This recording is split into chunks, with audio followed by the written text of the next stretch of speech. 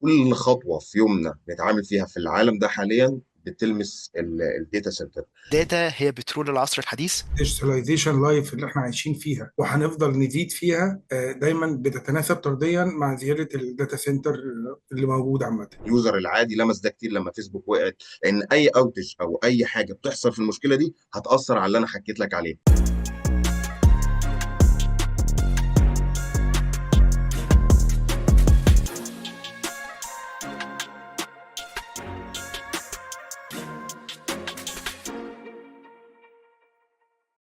كان عندي برضو اضافه كده صغيره بالموضوع ده. هو الكوميونيكيشن زي مش مسموع معتز تفضل كده، هو النقطه اللي احنا ممكن نقول عليها عارف اللي هو التطوير العقاري بتاع الديجيتال. وهو ده الجزء اللي احنا قدام برضه هنتكلم عليه على سكسس ستوري في الموضوع ده، ان احنا نحول ده لبزنس كبير. هي الكولوكيشن بتحل مشكله الانتربرايز او الاون بريم. في بعض الشركات بيكون مثلا بالنسبه لها انا لا، انا مش هقدر اعمل اون بريم ومش عايز الهاسل بتاع ان انا اوبريت الداتا سنتر بنفسي دي. هروح للكولوكيشن، هحط الاي تي اكويبمنتس بتاعتي وبيني وبينهم اس ال اي، ضامن ان الحاجه بتاعتي كلها تمام. في حاجات بيكون عندها الديزاستر ريكفري بتاعتها. احنا زي ما قلنا الكريتيكاليتي بتاعت الداتا سنتر دي بتتطلب ريكويرمنتس معينه. فبيكون مثلا عنده الاون بريم بتاعته الاساسيه وهيحط الديزاستر ريكفري بتاعته في كولوكيشن داتا سنتر. ممكن يحط الديزاستر ريكفري الثانيه مثلا على الكلاود او القصه دي. بصراحه انا كنت محظوظ ان انا شفت، كانت اول حاجه اشتغلت فيها كولوكيشن داتا سنتر، وشفت الموضوع ده متعامل فيه ازاي في مصر كان. والموضوع منتشر برضه في المنطقه عندنا، سواء في مصر تيليكوم ايجيبت بتوفر الموضوع ده بتاع الكولوكيشن، وهنا سنتر 3 وفي مصر جي بي اكس، وشركات كتير قوي حاليا انفولفد في الموضوع بتاع الكولوكيشن. دماك، خزنه، اسامي كبيره جدا داخله في الموضوع ده بسبب اهميته. والكلاود كذلك، الهايبر سكيلرز اللي داخلين فيه امازون، اوراكل، هواوي. برضه في هواوي كانت من اول كلاود داتا سنتر في مصر. الحمد لله كنا من التيم اللي احنا كنا مسؤولين عن اللونش بتاعها. ففعلا الداتا سنتر لما احنا انفولفد فيها في كل حاجه، فبتلاقي دايما في سولوشنز بتتوفر على حسب النيد بتاعه العميل. يعني الكلاود انت بيكون لما انت مش عايز الهاسل حتى بتاع ان انا يكون عندي فيزيكال اي تي اكويبمنتس موجوده في الكولوكيشن، فهروح للجزء بتاع الكلاود. الايدج بتحل عندي حوار اللو ليتنسي، وان هي في الاخر برضه زي ما باشمهندس قال معتز قال كده، هي بتعمل الحاجه اللي هو بريسيف عليها الداتا بحيث ان انا يكون ما فيش ديلي او لو ليتنسي بالنسبه للعميل. والحاجه اللي محتاجه اناليسيس كبيره او هتكونسيوم عايزه بروسيسورز عاليه وحاجات عاليه تبقى في المين داتا سنتر. والموضوع ده منتشر خالص في التليكوم والانترنت اوف ثينجز وال5 جي والقصه دي.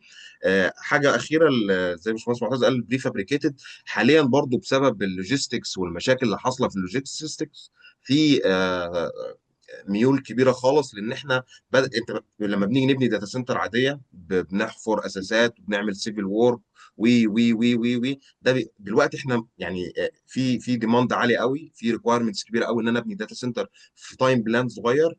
ده السولوشنز العاديه زمان مش هتسبورته ان انا اخلصه في وقت معين. حاليا المشاكل اللي حاصله واللوجيستكس والقصه دي، الموديولار او الكونتينر او البري فابريكيتد داتا سنتر دي بتكون اوريدي ديزايند في المصنع وبتيجي بتاسمبل الموضوع ده، فبتوفر قوي في الوقت اللي بيكون بتعمل فيه الداتا سنتر. وبسبب التطور المهول ففي توجه كبير قوي للموضوع ده لامسينه في السوق. بالظبط. باشمهندس، انا عندي سؤال برضه هنا بخصوص موضوع الموديولار والانتربرايزز. يعني انا افهم مثلا من هنا ان انا مثلا بدل ما في مبنى عندي، او مثلا بدل ما يبقى عندي مثلا في شركه ممكن ابني داتا سنتر، انا ممكن اجيبها موديولار على طول، صح كده ولا ده كونسبت بالظبط. مختلف؟ بالظبط، وده يمكن موجود كمان في الريل استيت اكتر. يعني انت لو عندك ريل استيت، او مثلا عندك زي مثلا كومباوند، وانت عندك سمارت سوليوشنز موجوده جوه وعايز كلها تجمعها في مكان واحد، يبقى في حاجه اسمها بري فابريكيتد داتا سنتر، بتتحط مثلا في اي قطعه ارض من بره، او تتحط مثلا في مبنى من جوه سواء اندور او اوت دور، وبتيجي تركب مره واحده، بدل ما انت تجيب بقى الراكات مثلا من حته، الباور من حته، الكولينج من حته. كل ده بيبقى فول ستاك بيقدمه لك از يعني از وان سيرفيس داتا سنتر. هو واضح. الفندرز كلهم بيتنافسوا في الموضوع ده، ان هو بيبروفايد البيست سولوشن. هي برضه هي حاليا بتطبق برضه على الهايبر سكيلرز، يعني في داتا سنترز كبيره ممكن توصل ل 6 ميجا او و18 ميجا كمان شفتها، بتشتغل كلها موديولار، بتجيب الحاجه. هي الفكره منها اظن اساسيه، الهاسل بتاع السيفل وورك والقصه دي، وبتوفر قوي في التايم بلان بتاع البروجكت يعني. فالموضوع بالظبط. فعلا حاليا بالذات في الفتره دي اخر كام سنه من بعد الكورونا بالذات، بقى في اقبال عليه رهيب جدا. يعني بيتعمل منه هو مش بس بيكون على السمول سكيلز، بيكون برضه حتى السكيل الكبير في والفندورز كامله اللي في السوق. برضه هنتكلم عن الموضوع ده، والفندورز اللي في السوق وكده كلهم عندهم سولوشن للموضوع ده، بحيث ان هم يواجهوا الطلب الموجود يعني. بالظبط. بالظبط. جزء تاني مهم ان التقنيه بتاعت الموديولار داتا سنتر دي ممكن اصلا تخليك تفكر بكونسبت في الديزاين مختلف تماما. بدل ما يبقى عندك داتا سنتر 1 ميجا في مكان واحد، انت ممكن يبقى عندك داتا سنتر، سوري يعني 100 ميجا في مكان واحد. ممكن يبقى عندك داتا سنتر 100 ميجا في اكتر من مكان. يعني في تكنولوجي اسمها المالتي موديولار داتا سنتر، وتوصل ما بينهم بكابلات كوميونيكيشن فقط. فيبقى يشتغلوا مثلا 10 مع بعض، كل واحده 1 ميجا، ال10 مع بعض يعملوا لك 100 ميجا، وكلهم بيسيرفوا نفس الحاجه. دي حاجات من واضح. احنا يعني من النولج اللي احنا برضو هنشيرها بعد كده ان شاء الله يعني. واضح ده مش منطقي. طيب خلينا نتكلم بس ان نرجع تاني بقى للجزء البيزنس. احنا بنتكلم دلوقتي ان من 2022 لحد 2030 الماركت بيتدبل معانا. يعني من 2020 بنتكلم ان الماركت كان بيتكلم في ان الهايبر سكيل او الاي اي كامبس حوالي 60% اوف نيو كاباسيتي بيجر سايتس فيور لوكيشن. الجروث بتاعي لحد 2030 هيوصل ل 200. فاحنا بنتكلم ان البيزنس في الهايبر سكيل والاي اي كامبس والكولوكيشن والإمرجنج ماركت والإيدج بيدبل معايا دايما في الماركت. فلازم دايما نبقى احنا عارفين ان البيزنس ده النيش بتاعه اللي هيقدر يخش فيه ويقدر ان هو يتعلم فيه ويكمل فيه، هيقدر ان هو يجين يعني نقدر نقول مور اوبورتونيتيز من كل القطاعات. سواء ان انت قررت ان انت تشتغل لوحدك، او سواء قررت ان انت تشتغل جوه المجال. السلايد اللي بعديها بقى بنتكلم بقى ان السبوت لايت موجود فين في الميدل ايست. ان الريجون بتاعنا بنتكلم ان 51 بليون داتا سنتر كونستراكشن انفستمنت اكسبكتد من 2026 ل 2031. يعني بنتكلم في جروث حوالي 118%. ده اللي اكسبكتد من 2026 ل 2031، بمعدل تقريبا سنوي حوالي 15.4. وبنتكلم ان اكتر من 50% من الكباستي موجوده في السعوديه، في سعودي ارابيا. وخليني اقول لك ان واحده من المشاريع اللي انا حضرتها في السعوديه كان اكبر اوف جريد بلانت، معموله كلها بالسولار بلانت. مش فاكر كام ميجا بالظبط، لكن دي موجوده في منطقه اسمها منطقه املتش على البحر الاحمر. المنطقه دي تبع شركه ريد سي. المنطقه دي كلها بمطاراتها بفنادقها بالفاسيلتي بالداتا سنترز بتاعتها شغاله بتقنيه الاوف جريد. يعني ايه الاوف جريد؟ يعني خلايا طاقه شمسيه بتشحن في بطاريات، والبطاريات دي على طول بتفرغ الكهرباء بتاعتها. فما فيش اي يعني توتالي جرين باور. في خلينا برضو نتكلم ان الاستثمارات بتاعت شركه يومين في السعوديه بتتكلم في 100 بليون عشان خاطر تقدم الاي اي انفراستراكشر ات جيجا سكيل. زي ما انا قلت قبل كده ان شركه يومين هي دلوقتي بتعمل الكلاود سيرفيس بتاعت التوكن للاي اي اللي موجوده في الاي اي داتا سنترز فاكتوريز اللي موجوده في السعوديه.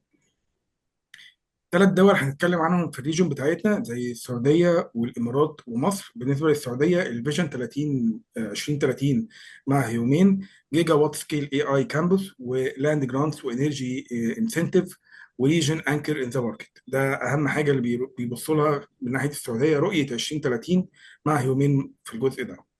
اليو بالنسبه للامارات الفاستر بتاع الجروث بتاعهم بيبقى 16.8 من ناحيه شركه خزنه هولدز 70% اوف لايف كاباسيتي سوفرين فاندز اليو واليو اي فرانس اي اي كوريدور اكسلريت بيلت. التطور بالنسبه لشركه خزنه، شركه خزنه هي شركه كولوكيشن وشركه كلاود لبناء الداتا سنتر مشهوره جدا في الامارات. بنتكلم في 70% اوف لايف كاباسيتي. بالنسبه لمصر طبعا، الكابلات البحريه بنتكلم في حوالي 90%، هتوصل لاوروبا واسيا.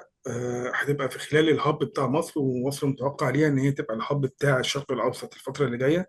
والتنافس اللي بيحصل في البناء بتاع الداتا سنتر هيبقى بشكل رهيب جدا. طبعا كل ده فيه فرص عمل، وفي فرص ان الناس تشتغل بشكل رهيب جدا.